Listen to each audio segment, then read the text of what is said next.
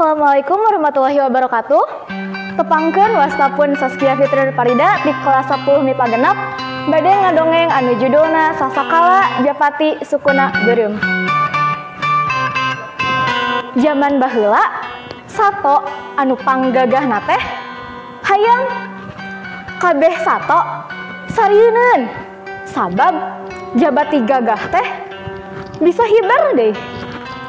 Nenjo balungna oge sato nu laleutik mah pada ajrih. Kawang tu boga pakarang ampuh nyaeta siih nu ngalikseukeut. Jabati eta boga pamatuk nguluk jeung ramu-ramu sukurang goas paranti nyakar musuh deui.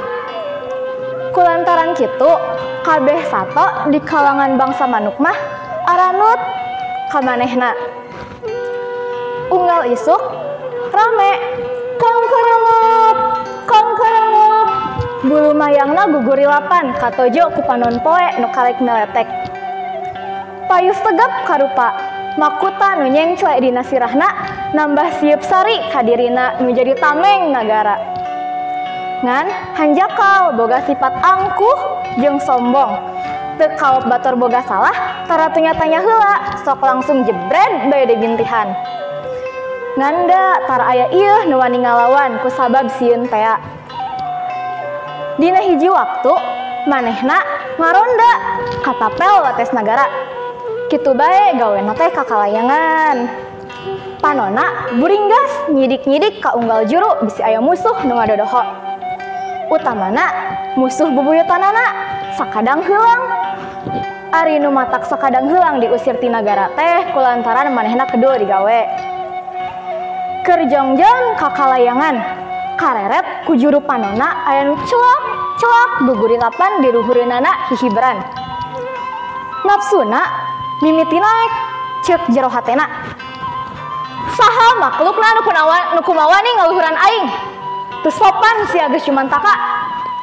Harita keneh liur bae ngapung ngudag nuker kakalayangan tea. Barang tepi ditatapa sini deui langsung dicecer dibintihan.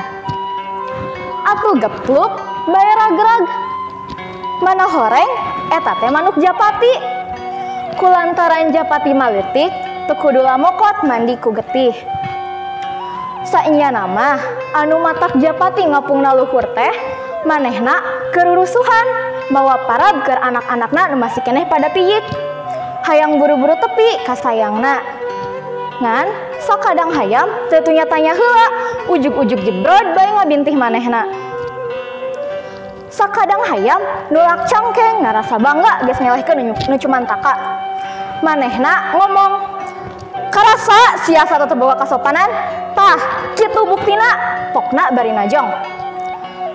Manuk japati boro-boro bisa ngomong ngarasakeun kanyeri wae geus ripuh. Hatena ngajerit minta tulung ka dewata nu ngayuga. Jeritna tembus ka langit ka kuping ku Sunan Ambu. Teras Sunan Ambu lungsur. Sakadang hayam ruaseun ningali Sunan Ambu lungsur. Ku Sunan Ambu sakadang hayam disupata. Maneh sato culika nu teu boga ras-rasan. Kulantaran kitu jimat maneh rek dibawa deui. Disamet poe ieu maneh moal bisa hiber deui. Sakadang hayam cirik tapi da teu bisa kukumaha tamaha manehna. Manuk japati ku Sunan Ambu diubaran ngan hanjakal sukuna teu kaburu kabersihan. Nu matak nepi ka ayeuna japati beureum sukuna. Mung sakitu wassalamualaikum warahmatullahi wabarakatuh.